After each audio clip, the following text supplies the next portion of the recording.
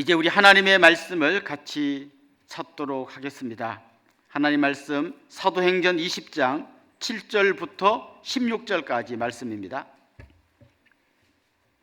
사도행전 20장 7절부터 16절까지 말씀 찾으셨으면 저와 여러분이 한 절씩 교독하도록 하겠습니다.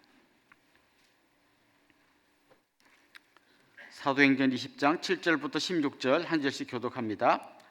그 주간의 첫날에 우리가 떡을 때리 하여 모였더니 바울이 이튿날 떠나고자 하여 그들에게 강론할세 말을 밤중까지 계속하매 우리가 모인 윗다락에 등불을 많이 켰는데 유두고라 하는 청년이 창에 걸터 앉아 있다가 깊이 졸더니 바울이 강론하기를 더 오래 하매 졸음을 이기지 못하여 3층에서 떨어지거늘 일으켜 보니 죽었는지라.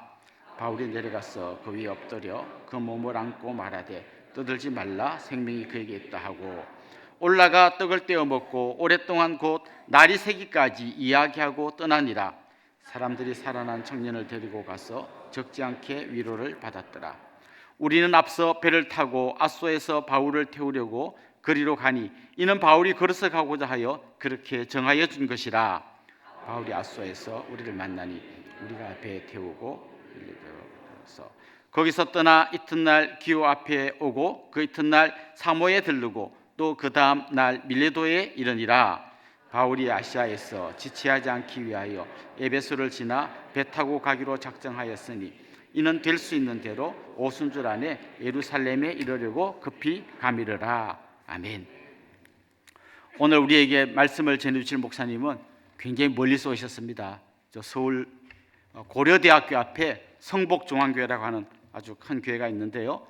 거기서 오신 길성훈 목사님이 우리에게 말씀을 전해주시겠습니다. 우리 목사님은 현재 지금 시티2시티 우리가 교회 개척 운동하는 이 시티2시티에 이번에 새롭게 이사장으로 취임하셨고 또 많은 그 고려대학교 학생들에게 우리는 오늘 특세 때 밥만 해주지만 이 교회는 매일 아침 밥을 해서 그 학생들 밥을 대접하는 교회로 아주 유명합니다. 또 늘 하여튼 젊고 패기 있는 그리고 굉장히 말씀을 잘 전하시는 목사님으로 소문이 나는데 오늘 먼 길 달려오셨습니다. 오늘 나오셔서 유두고를 살리는 교회 이런 제목으로 말씀 전해주시겠습니다. 목사님 사랑합니다. 사모하며 듣겠습니다. 박수로 맞겠습니다.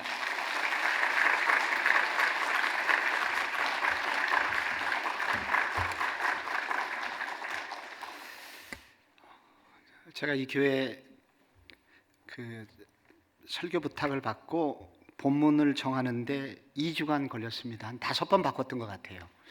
왜 이렇게 고민을 했냐면은 여러분은 잘 모르실 수 있겠는데 이규현 목사님을 저희 교회에서 몇 번 모셨는데 그 말씀의 깊이가 얼마나 깊고 또 우리 성도들에게 은혜가 됐는지 그리고 CTC 방금 얘기하신 전임 이사장님이시고 제가 목사님 뒤를 따라서 이번에 이사장이 됐습니다. 그래서 이럴 여러 가지 이유 때문에 제가 본문 하나를 정하는 것도 너무나 많이 부담이 됐고 와야 되나 말아야 되나 어제 밤늦게까지 고민을 하다가 눈이 떠져서 어쩔 수 없이 왔습니다. 오늘 청년들이 이렇게 찬양을 하는데 정말 눈물이 나네요. 여기 오늘 일부러 저 온다고 빌려온 거 아니죠? 어디서 다 나간 것 같은데 보니까 애들 빌려온 애들 맞는 것 같은데 아니 여기 오다 보니까 저는 화성이라 그래서 그래도 우리가 서울이 좀 낫지 않나 생각을 했는데 오늘 완전히 보니까 기가 죽네요. 제가 나온 아이들의 이 새벽에 이렇게 많은 청년들이 나와서 특송을 하는 것 자체가 사실은 거의 불가능합니다. 근데 아이들이 나온 애들이 다 어디서 빌려왔는지 다 고급스러운 애들만 나왔어요. 정말 감동입니다. 역시 제가 기대했던 소문만이 아니라 실제로 그렇구나. 와서 현장을 보면서 큰 위로를 받고 돌아가게 됐습니다. 저는 그 방금 소개받은 그 고려대학교 앞에 그 오래된 교회입니다. 저희 교회는 예전에 한월산 기도원의 이천송 목사님이라는 80년대에는 한국 교회를 나름 주름 잡던 그 부흥의 유명한 부흥사께서 저희 교회를 설립하셨고, 설립 이후에 긴 얘기를 줄여 하자면 많은 아픔이 있었고, 저는 거기에 5대 목사로 지금 14년째 섬기고 있습니다. 이렇게 교회가 어려움이 있으면 제일 먼저 예민한 세대는 20대입니다. 그 젊은이들이 먼저 나가고 그 다음에 30대가 나갑니다. 그러면 주일학교가 줄고, 그래서 젊은 층이 줄어들면서 이제 교회는 흰머리가 늘어나게 되고 급격히 노쇠화가 됩니다. 저희 교회가 지난 제가 부임하기 이전에 그런 아픔과 어려움이 있었습니다. 근데 이것은 한 교회의 문제가 아니라 지금 우리 한국 교회 전반적인 분위기입니다. 지금 여기 여러분이 잘 모르셔서 오늘 이런 분위기, 은혜의 동산교회에 있으니까 잘 모르셔서 그렇지, 한국 교회 전반적인 분위기가 이와 같은 퇴조 분위기입니다. 그러니까 젊은이들이 사라지고 그리고 노년층이 늘어나는 그런 분위기가 한국 교회 전체를 흘러가고 있습니다. 재작년하고 작년하고 해마다 9월이 되면 총회가 있거든요, 각 교단에. 지난 10년간 180만 명이 줄었습니다. 그래서 인구조사, 우리 통계조사할 때 우리 한국교회 기독교 인구가 880만에서 지금은 700만이 예상되고, 이제 몇 년 후면은 이제 공식 총계도 10년 만에 한 번씩 나오잖아요. 아마도 600만 명대가 되지 않을까라는 두려운 전망을 많은 분들이 하고 있습니다. 이단 포함입니다. 그런데 지금 그 예전에 서울대학교의 기독학생연합의 80년대 개회 예배, 종강 예배하면 1200명이 모였대요. 근데 요즘 20명 모입니다. 제가 있는 고려대학교의 고려대학교 기독학생연합회 모임 저 부임할 때 개강 예배 300명 모였습니다. 근데 지금은 여기도 15명 모입니다. 유명한 선교단체들이 있잖아요, 캠퍼스에. 여러분이 아실 만한 IVF라고 있죠. 제가 10여 년 전에 부임할 때 여기 고려대학교의 IVF가 200명 가까이 됐습니다. 지금 20, 30명대 모일지 아닐지 모르겠습니다.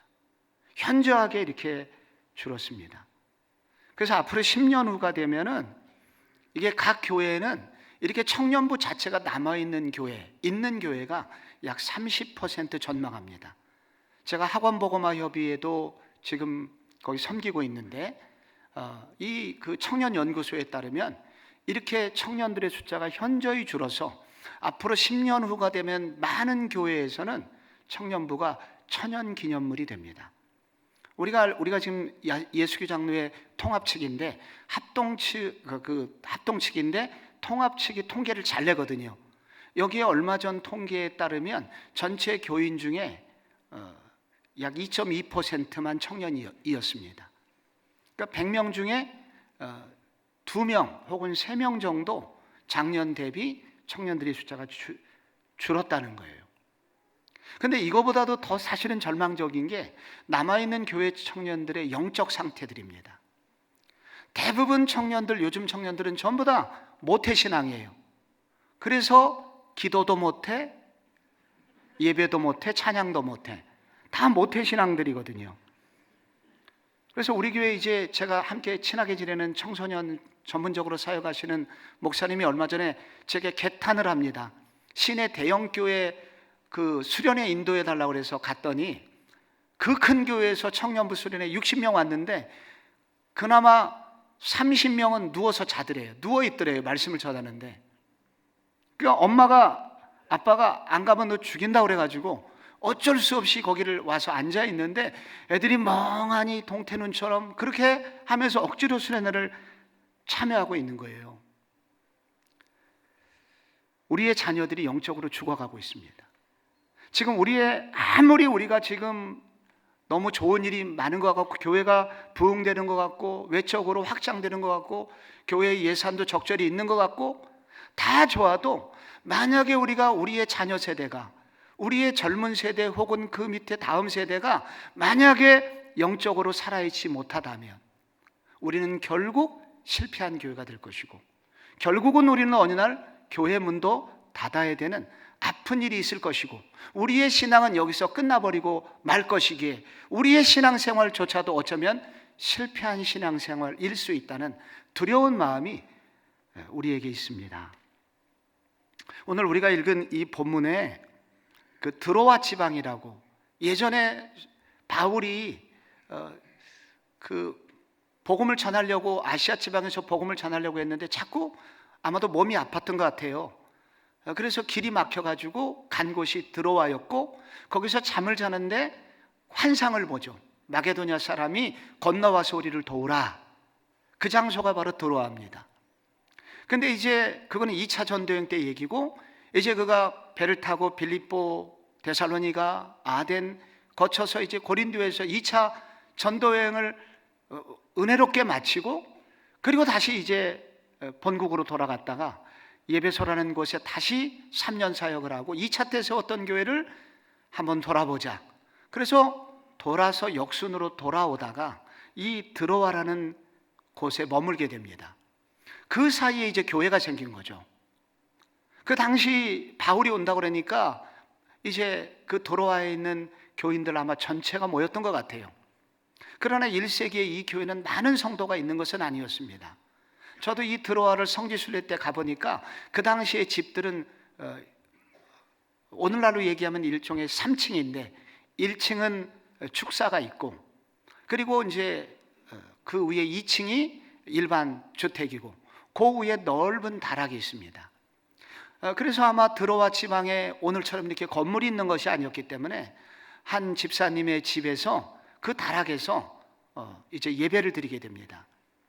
1세기에 거기 올리브 나무에서 나온 그 기름을 짜가지고 등불, 호롱불을 밝히고 이제 바울의 설교를 듣게 됩니다. 산소가 부족하니까 그 좁은 공간에 많은 사람이 모였을 것이고, 이제 그래서 그 유도거라는 청년이 답답해서 창문에 걸터 앉았습니다. 바람을 맞으면서. 근데 이 청년이 오늘 성경을 보니까 이 성경에는 청년 유도거라고 나옵니다만은 오늘 본문에 이 청년을 소개하는 단어가 2개가 헬라어가 나옵니다. 그런데 그 중에 한 단어가 노예라는 뜻이 있어요. 이 소년은 아마도 부모님이 노예였던 것 같습니다. 그래서 함께 하루 종일 밭에서 일을 할 수밖에 없었던 그런 청년이었습니다. 그런데 이 청년이 오늘 9절에 보면 더 바울이 강론하기를 더 오래하며 조롱을 이기지 못하며 라고 되어 있거든요. 이 조롱을 이기지 못하다는 것은 조롱과 치열한 싸움을 하다는 것입니다. 왜 그래? 이 단어의 뜻은 뭐냐면 정말로 말씀을 듣고 싶었다는 거예요. 은혜 받고 싶었다는 거예요. 그러나 이렇게 생리현상을 참지 못하고 결국은 졸았고, 그러다가 그 창문에 걸쳐왔던 등크가 떨어지게 됩니다. 아마도 20m 혹은 12m 정도의 높이에서 떨어졌습니다. 쿵 소리가 났고 예배는 중지됐고 사람들이 이제 1층으로 내려가서 모두 다 그 아이에게 주목합니다. 그런데 유도고가 죽었습니다.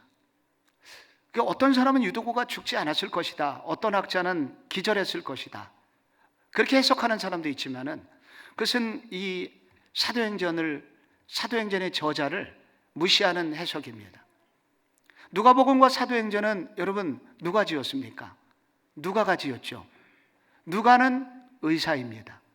그래서 다른 복음서와 달리 병에 관한은 그는 전문가입니다. 그래서 매우 정확하게 기술을 하고 있습니다. 그래서 유도구가 진짜 죽은 거예요. 의사 누가가 진단을 해보니까 유도구가 죽었다는 거예요. 그러니까 서기 아마 57년 3월 18일 새벽 2시 유도고시 사망, 이렇게 누가는 진단을 내린 거예요. 그래서 우리는 이 본문을 보면서 소망을 갖게 됩니다. 이렇게 죽었던 유도구가 진짜 살아났다면, 진짜 죽었던 유도구가 살아난 것이 성경에 기록되어 있고 이 일이 사실이라면 그래도 우리에게는 소망이 있지 않겠느냐. 우리가 죽어가고 있고 교회들마다 이 젊은이들 때문에, 우리의 자녀 세대 때문에 고통하고 있는데, 정말 우리 유두고가 살아난 것이 사실이라면, 이런 것이 여기에 기록된 이유가 있다면 우리 믿는 우리들에게도 이런 일이 일어날 수 있다는 것이 아니겠습니까? 이렇게 되도록 기도하라는 얘기가 아니겠습니까? 그래서 우리에게는 소망이 있는 것입니다. 그래서 오늘 본문은 어떻게 이 유두고가 살아난 것인가? 오늘 본문에 보면은 바울이 내려가서 한 기도가 매우 특별합니다. 오늘 본문 20절에 보면은 이렇게 돼 있습니다. 바울이 내려가서 그 위에 엎드려 그 몸을 안고 말하되 떠들지 말라, 생명이 그에게 있다 하며. 달려 내려가서 바울이 한 것이 뭐냐면 기도를 했다는 것입니다. 근데 여기요, 그 바울이 기도했다는 그 내용에 보면은 내려가서 뭐를 했냐면 그가 엎드렸다는 얘기가 나오고 그 몸을 안았다라는 얘기가 나옵니다. 바울의 행동이 조금은 엽기적입니다. 왜냐하면 그 새벽에 시체를 부둥켜 안고 있는 거거든요. 이게 소름이 끼치는 모습입니다. 그 위에 엎드렸다고 나옵니다. 죽은 유두고의 몸, 청년 위에다 자신의 몸을 포개고 있는 그런 모습인 것입니다. 한밤중에 죽은 시체 위에 자신의 몸을 포개고 있는 그 모습은 약간은 공포적입니다. 오싹하죠. 근데 그렇게 기도했대요. 바울이 왜 그렇게 기도했겠습니까? 여러분, 그 이유는 바울이 이와 같은 기도를 배운 적이 있기 때문입니다. 어디서 배웠을까요? 구약 성경에서 배운 것입니다. 이렇게 기도한 사람의 구약에 나오죠. 엘리야가 그렇게 기도했습니다. 엘리야가 사르밧 과부의 아들이 죽었을 때 기적이 일어난 다음에 그 집에 갔잖아요. 근데 기적이 일어났고, 그래서 거기에 그 땅에 교회가 생겼고, 그런데 일종의 그 권사님 아들이 죽은 거예요. 유력한 권사님 아들이 죽은 거예요. 당신 나한테 왜 이렇게 이곳에 와서 나를 괴롭히느냐 하고 나중에 아들이 죽으니까 퉁명스럽게 얘기하던 그때 엘리야는 그 아이를 안고, 죽은 아이를 안고 다락으로 올라가죠. 그리고 거기에 몸을 포개고 3번이나 기도를 합니다. 여러분, 엘리야의 그런 기도는 무슨 뜻이겠습니까? 엄마도 이 아이가 죽었기 때문에 지금 소위 주의 종 엘리야에게 당신 왜 왔느냐고 이렇게 퉁명스럽게 아들의 죽은 거에 대해서 불평하면서 분노를 터뜨리고 있는 바로 그때 엘리야는 그 아이를 다락방으로 안고 올라가서 그 위에 몸을 포개고 기도를 한단 말이에요. 엘리야가 기도했다는 이야기는 무엇이겠습니까? 그것은 지금 내 눈에 펼쳐지고 있는 지금의 현상, 눈에 보이는 현상이 전부가 아니라, 이것이 끝이 아니라 하나님은 또 다른 일을 하실 수 있다는 믿음의 기도를 드리고 있다는 얘기입니다. 그런데 그 기도가 그냥 나오는 게 아니에요. 엘리야가 그동안 경험했던 하나님, 엘리야가 그동안 하나님이 어떤 하나님이신 줄 엘리야는 알고 있었거든요. 그래서 이 아이를, 나를 이 교회에 보내셨고, 그리고 내가 이 교회를 이 가정교회를 섬기게 하셨다면, 그리고 이런 일이 지금 일어났다면 여기에 뭔가 하나님이 하실 일이 계심을 주님 저는 믿습니다. 내 눈에 보이는 이 현상이 전부가 아님을 믿습니다. 주님이 새로운 일을, 이 아이를 다시 살릴 수 있는 그런 길을 열어주실 줄로 믿습니다 하면서 포기하지 않고 그가 기도했다는 거예요. 그래서 이 엘리야의 기도는 믿음의 기도라는 것입니다. 믿음이라는 게 그런 거예요. 눈에 보이는 현상을, 나의 삶을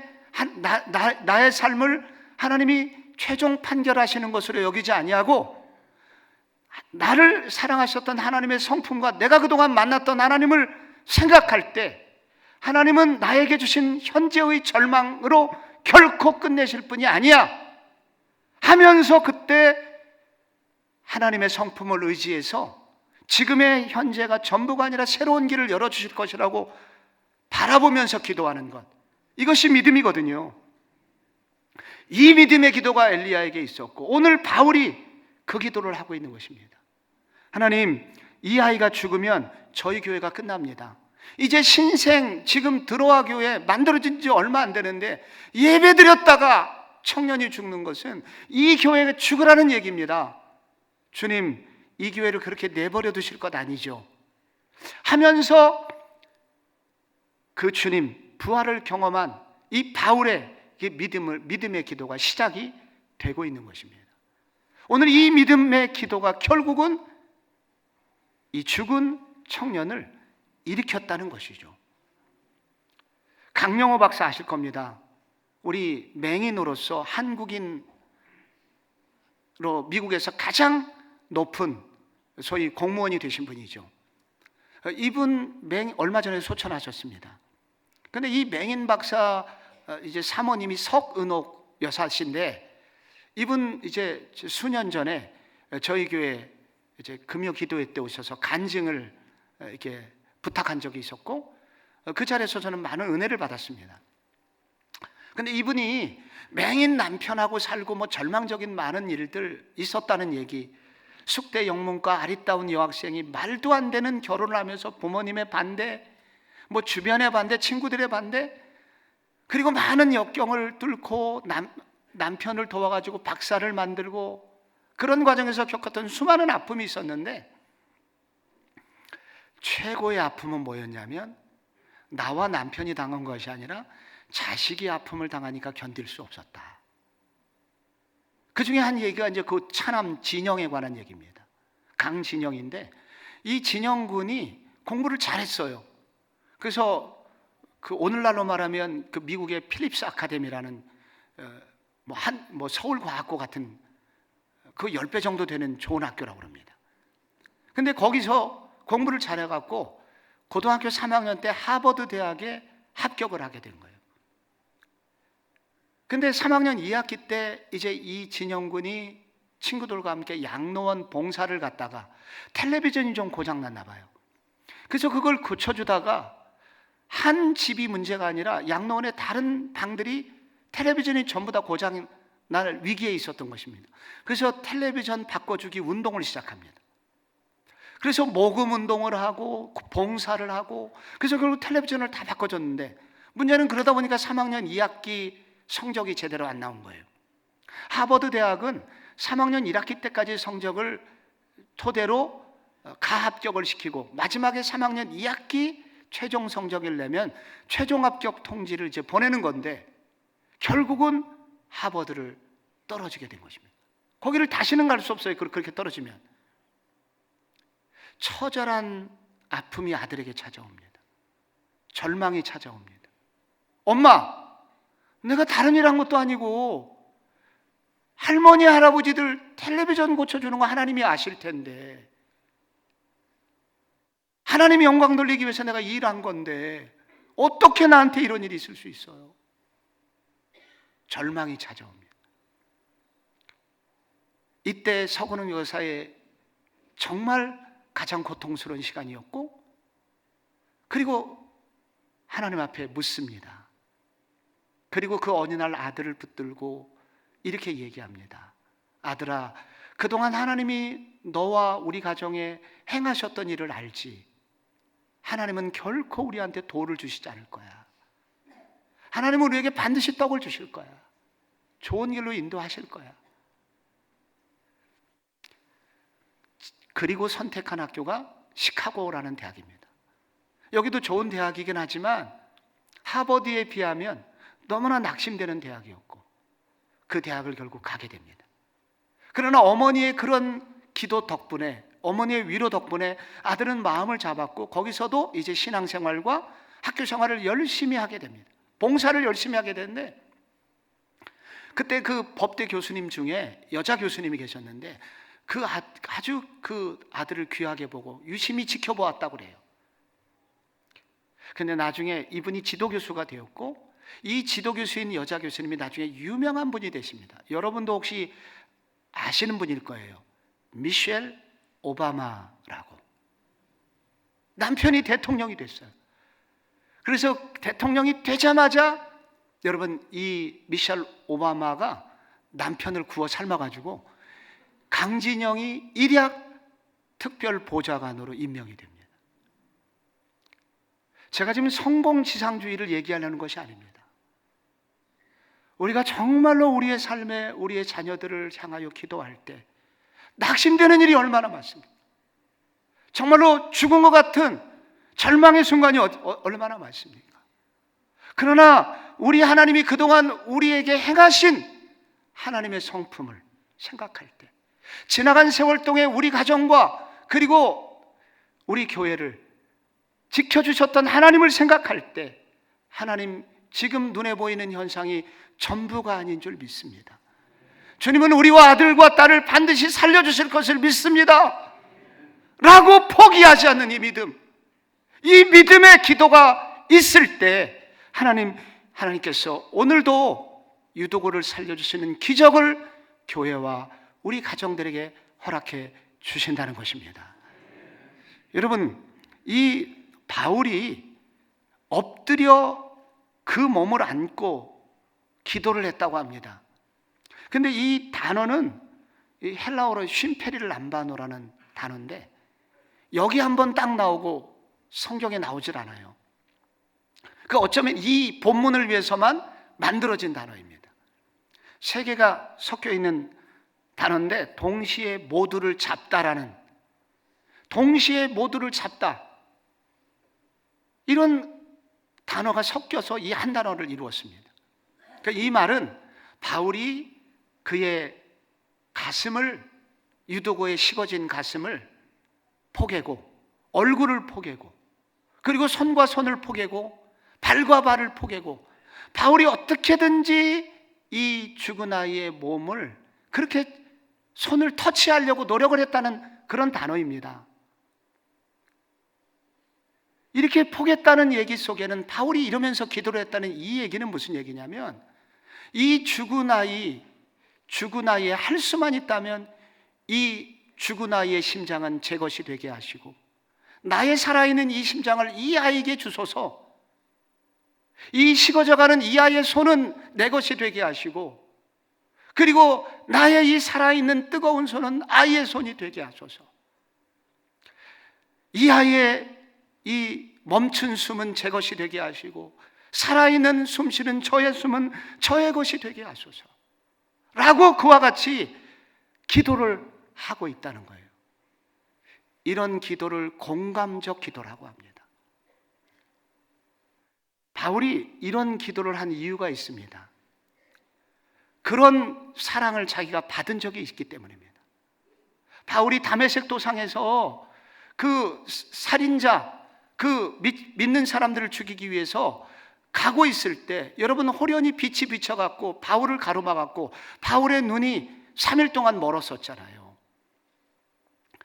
그 순간 바울이 그 음성을 듣습니다. 나는 네가 핍박하는 예수니라. 여러분, 그랬잖아요. 그런데 바로 그때 무슨 일이 벌어집니까? 그 순간 바울이 예수를 제대로 알게 된 거예요. 예수, 그는 어떤 사람인가? 아, 예수 그가 십자가에서 죽은 것은 자기의 죄를 받아서 저주받아 죽은 줄 알았는데 그게 아니구나. 내가 죽어야 되는 그 자리에 예수가 대신 죽은 것이구나. 내가 죽어야 되는 죽음의 저주, 내가 죄 때문에 내가 죽어서 내 심장이 멈춰지고 내 폐부가 그렇게 찔려서 저주를 받은 것 대신에 예수 그분이 내가 죽어야 될 모든 저주를 대신 짊어지고 죽으셨구나 하는 것을 깨달았고, 그 사랑에 힘입어서 그가 새 생명을 얻었잖아요. 그런 은혜로 그가 소위 말하는 부활의 경험을 그가 했잖아요. 바울은 나도 이 아이를 위해서 그렇게 하고 싶은 거예요. 주님, 내가 이렇게 주님께서 주신 사랑으로 새 생명을 얻어서 이렇게 사는 것처럼 나도 이 아이를 위하여 이렇게 되고 싶어요. 이 아이의 죽음과 저주와 슬픔과 고난과 낙심은 저의 것이 되게 하시고, 그리고 제가 가지고 있는 이 생명의 축복을 이 아이에게 주소서 라는 이와 같은 공감적 기도를 드리는 순간, 여러분, 이 청년이 지금 살아나게 되었다는 것입니다. 저도 목사님께서 방금 소개를 해주셨는데 12년 전에 저도 늘 기도하죠. 주님, 왜 이 교회를 여기에 세웠습니까? 우리 교회가 왜 여기에 있는 것입니까? 주님의 뜻에 맞는 교회는 어떤 교회입니까? 그렇게 이제 제가 부임 2년 차쯤 되었을 텐데 그렇게 기도를 드리고 있는데 어느 날 오후에 우리 교회 다니는 고려대학교 청년을 만나게 된 거예요. 근데 그 청년이 오늘 목사님, 저희 교회 바로 건너편이 바로 사범대 법대가 있습니다. 근데 그 식당은 고려대학교 안에 한 5개 정도 식당이 있는데 그 건너편에 있는 식당은 반찬 가짓수대로 돈을 받아요. 그래서 예를 들자면 밥 500원, 국 600원, 뭐 메인 메뉴 1200원. 그런데 콩자반을 집으려고 하다가 오늘 고민을 많이 하고 결국 못 집었다는 거예요. 콩자반을 집는 순간 3,000원이 넘어가게 되고 그러면은 저의 이 한 달 쓰는 경비, 제가 계획 세워놓은 거에 문제가 생기고 그럼 부모님이 결국 고생을 하셔야 되니까 제가 차마 그걸 못 집었다는 거예요. 그 다음날 새벽이 되었습니다. 비슷한 기도를 자꾸 하고 있는데 새벽에 자꾸 부담이 되는 거예요.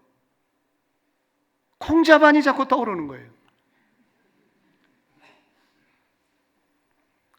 그래서 네가 밥을 주면 안 되겠냐, 그런 마음이 들었고 그래서 시장 조사를 했습니다.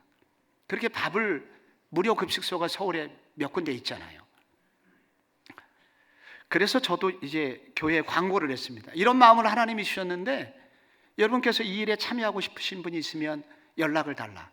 그랬더니 역시 권사님들 몇 분이 저한테 마음을 보내주셨고 여러분께서 일부에 헌금을 해주셨고 그래서 우리가 그 소위 새벽에 만나요. 그래서 새벽 만나라는 이름으로 그 사역을 시작하게 된 겁니다. 월요일부터 금요일까지 밥을 주기로 했어요. 2가지 기준이 있었습니다. 자취생들이 이제 고기를 못 먹으니까 일주일에 2번, 3번 이상은 반드시 고기를 주자. 단백질 보강. 그리고 자취생들은 과일을 못 먹으니까 반드시 과일 혹은 이 야채, 섬유질 보강. 반드시 여기에 음식을 넣자는 음식에 관한 기준을 세웠고 그리고 둘째 기준, 절대 전도하지 말자. 밥 먹다가 체한다. 그래서 이 기준을 가지고 저희들이 이 사역을 시작하게 되었습니다. 처음에는 우리 청년들 한 20명 와서 밥을 먹다가 조금 소문이 나서 30명, 40명, 해가 지나자 50명, 60명, 70명, 80명, 90명, 100명이 코로나 전에 있다가 다시 작년부터 조금씩 회복돼요. 올해는 물가가 엄청나게 오르고 학식이 6,000원으로 뛰면서 아이들이 또 20명 이상 더 출석하면서 지난주 100명, 110명이 계속 오게 되었습니다. 근데 제가 수년 전에 고려대학교 안에는 고파스라는 정보 마당이 있어요.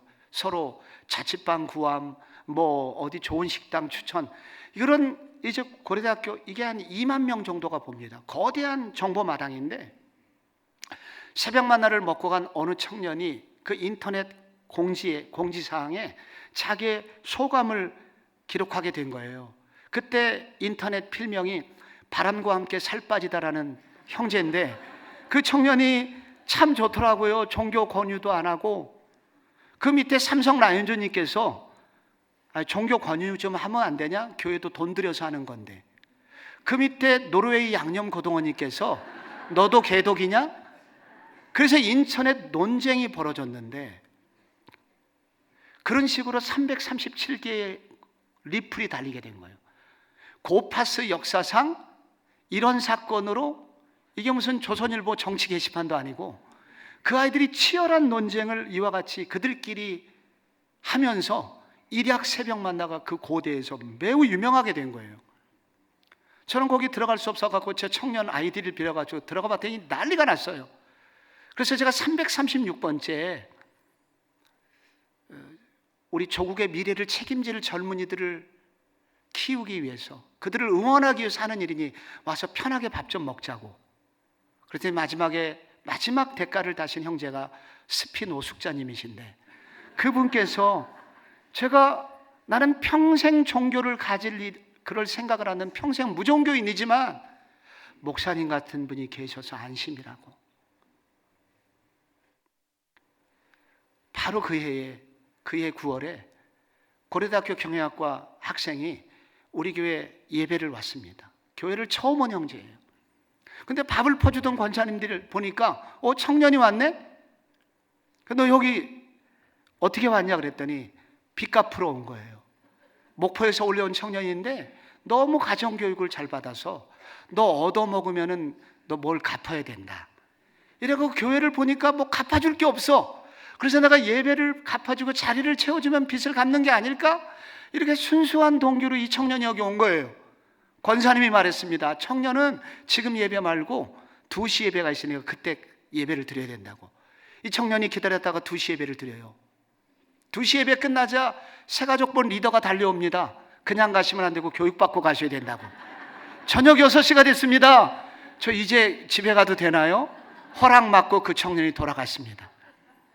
그렇게 전혀 교회를 다니지 않던 청년이 그해 약 20명 가까운 청년이 저희 교회에 오게 되었습니다. 저희는 이전에 수평 이동을 해서 온 청년들이 물론 많이 있었죠. 그러나 교회를 거의 다녀본 적이 없는 애들이 교회를 왔기 때문에 권사님이 뭐고 집사님이 뭐고 장로님이 성경이 뭔지를 모르는 아이들이기 때문에 교회를 적용할 수 있는 생기초반을 만들었고, 그래서 그 아이들을 당분간 그렇게 배려했던 적이 있었습니다. 저는 알았습니다. 왜 아이들이 이렇게 열광하는가? 아이들이 밥을 먹으러 오는 게 아니더라고요. 사랑을 먹으러 오더라고요. 이 일을 시작할 때 하나님께서 제게 주셨던 감동이 있잖아요. 그 청년의 눈물을 네가 이해해 줬지 않냐? 그 청년의 아픔과 눈물을 네가 알고 있었지 않냐? 그 정신이 흘러가면서 아이들 속에 가슴 따뜻한 마음을 밥을 먹고 돌아가는 그 과정이 아이들을 살리고 결국은 그것 때문에 우리 교회도 커다란 힘을 얻고 있습니다. 이 시대의 젊은이들은요, 지금 단군 이래로 가장 똑똑한 시대의 젊은이들입니다. 이렇게 영어 잘하던 시대가 없어요. 아이들이 이렇게 국제 감각이 탁월한 애들을 단군 이래로 보유한 적이 없습니다. 이렇게 많은 지식을 갖고 있는 아이들이 없습니다. 이렇게 많은 대학 졸업생이 없습니다. 그런데 이렇게 절망적으로 취업이 안 되던 시대가 없습니다. 아무리 똑똑해도 요즘은 취업이 안 돼요. 이것이 청년의 눈물입니다. 그런데 이때 누군가 이 청년들의 아픔을 함께 울어주고, 이 청년들의 아픔이 얼마나 큰지 이해해주고, 비난이나 평가나 비교나 너 왜 그렇게 하냐고 그렇게 윽박지르는 말이 아니라 그들과 함께 울어주려고 수고한다고 등을 한번 쳐주는 바로 그때, 오늘 예배에 들려서 이렇게 여러분 40명도 넘는 청년들이 와갖고 이 새벽에 특송을 하는 것은 거의 기적입니다. 제가 그냥 수사적으로 그냥 쓰는 말이 아닙니다. 이거는 현실을 말씀드리는 겁니다. 현실을. 지금 우리에게 기회를 왔을 때 이들을 격려하고 이들을 위해서 울어줄 때, 여러분 이 교회와 우리 가정이 비로소 미래가 열리게 되고, 이 아이들이 살아나서 교회를 넘어서 정말로 조국 교회를 바꾸는 놀라운 일들을 감당할 수 있을 것입니다. 오늘 시간이 많지 않아요. 여기 사실 이 뒷부분에 바울이 설교가 끝나고 이제 기적이 일어났습니다. 아침이 되었습니다. 근데 이제 바울이 떠나게 되는데 13절에 보면은 바울이 우리는 앞서 배를 타고 아소에서 바울을 태우려고 그리로 가니 이는 바울이 걸어서 가고자 하여 그렇게 정하여 준 것이라. 드로아에서 그 다음 항구가 아소라는 곳입니다. 그 인천을 말하면 인천에서 이제 아마 제부도 정도 되는 거예요.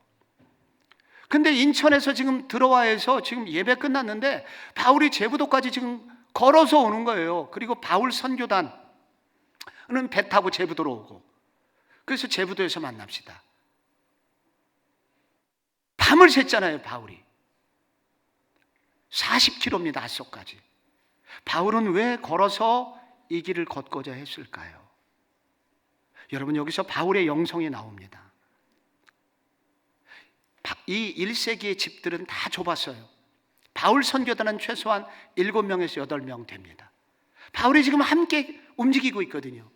그래서 지난 몇 달 동안 바울은 이 사람들과 함께 생활을 했어요. 그 얘기는 바울이 홀로 기도할 수 있는 시간이 없었다는 얘기입니다.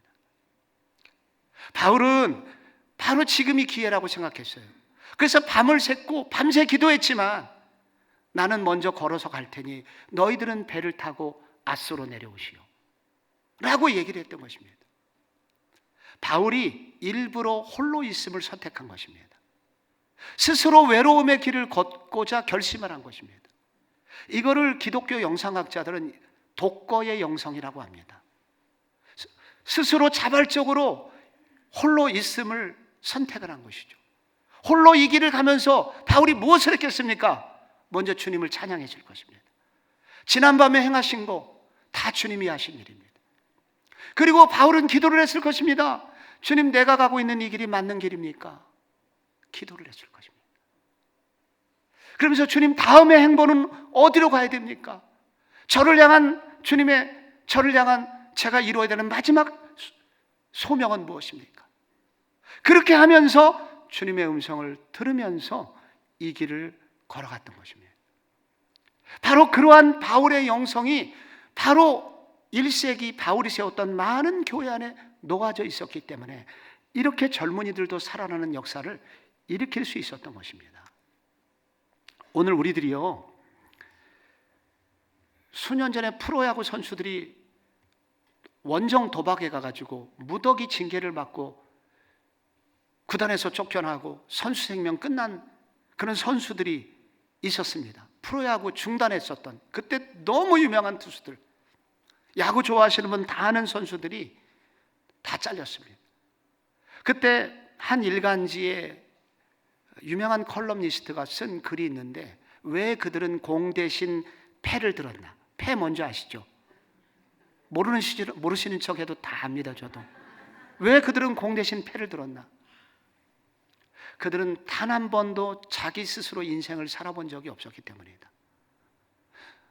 어렸을 때는 엄마의 등살에, 나이 먹어서는 감독의 지도를 받으면서 스스로 무엇인가 자기의 삶에 대해서 생각해 본 적이 없었다.